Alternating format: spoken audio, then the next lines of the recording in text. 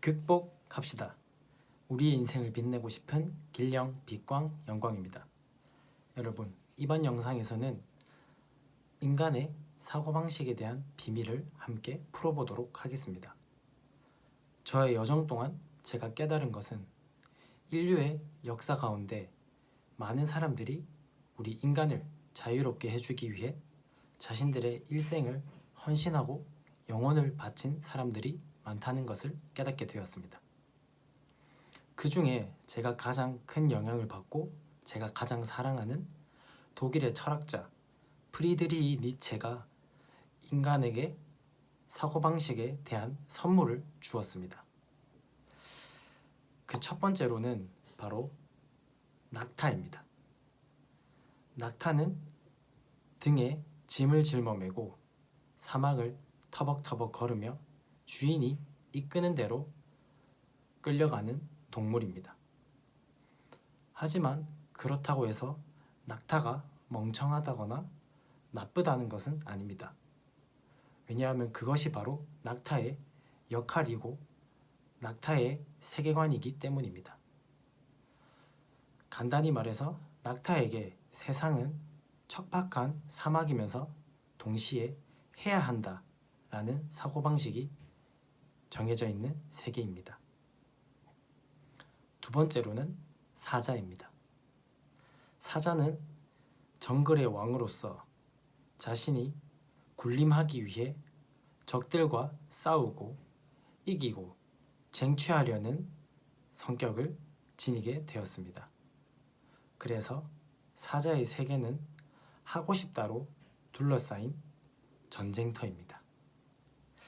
그래서 이 사자는 자신이 하고 싶은 것을 성취하기 위해 끊임없이 싸우는데 거기에서 사자는 용을 만나게 됩니다.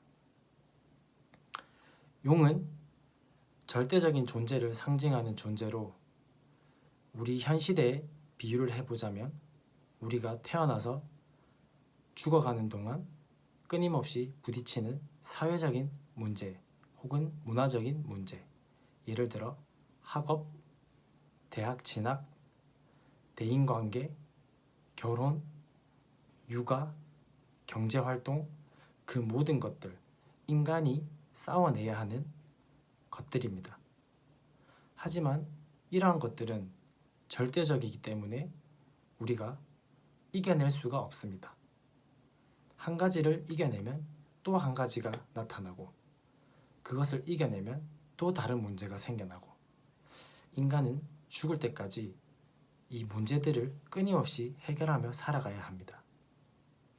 그래서 사자는 결국 지치게 됩니다. 사자는 결코 그 용을 물리칠 수가 없습니다. 그렇다면 과연 이 정글의 왕인 사자도 용을 죽이지 못하는데 누가 용을 죽일 수 있을까요?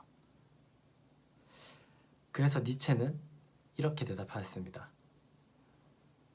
인간이 낙타에서 사자가 되고 사자에서 아기가 되어야 한다고 말했습니다. 아기에게 용은 장난감입니다. 아기는 용이 두려운지도 모르고 용을 가지고 노는 창조자가 되는 겁니다. 다시 말해 아기의 세계관은 놀이터이며 창조와 파괴를 지속해 나가는 끊임없는 에너지를 뿜어내는 창조자입니다. 간단히 말해 낙타의 세계는 사막 그리고 해야 한다. 사자의 세계는 정글, 전쟁터, 하고 싶다. 아기의 세계는 놀이터, 장난감. 그래서 앞서 말했던 사회적인 문제들, 학업, 취업, 경제활동, 결혼, 육아, 노후, 이 모든 것들이 아기의 정신을 가진 사람들에게는 즐거운 놀이가 되게 됩니다. 제가 충격을 받은 이유는 이 세 가지 형태가 제 인생에 똑같이 벌어졌기 때문입니다. 20살 때까지 저는 아무런 생각이 없이 그저 부모님과 제 환경이 저에게 강요하는 대로, 명령하는 대로 순종하고 이끌어가며 살아왔습니다. 그러다가 문득 저는 제 인생에 대해 궁금증을 가지기 시작했고 제가 하고 싶은 것들을 찾아 나서기 시작했습니다. 그래서 저는 정말 열심히 제가 하고 싶은 것들을 30살까지 충실히 해왔습니다. 하지만 제가 앞서 말했던 것처럼 저는 지쳤습니다. 아무리 싸워서 이겨내려고 해도 제가 이길 수 없는 것들을 만나게 되었습니다. 그러고 저는 이제 사고방식을 바꿔서 이것들을 가지고 놀아봐야겠다는 생각을 가지게 되었습니다. 그렇게 되니까 정말 세상이 놀이터로 보이기 시작했습니다. 제가 할 수 있는 게 무엇일지 찾기 시작했습니다.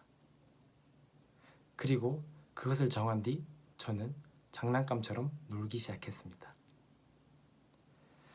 제가 이 사고방식을 여러분들께 공유드리는 이유는 이것이 정말 자유롭기 때문입니다.